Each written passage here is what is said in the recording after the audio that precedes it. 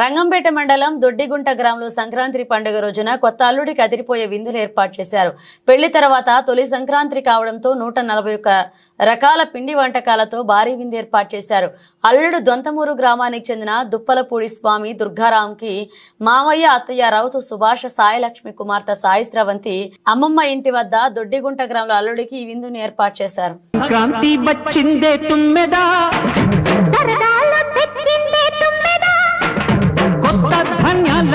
కోడి పంచాలతో ఊరే ఉప్పొంగుతుంటే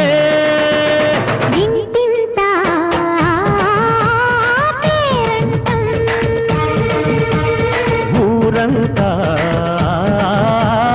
ఉల్లాసం. కొత్త అల్లుళ్లతో కొంటే మరదళ్లతో పొంగే హేమంత సిరు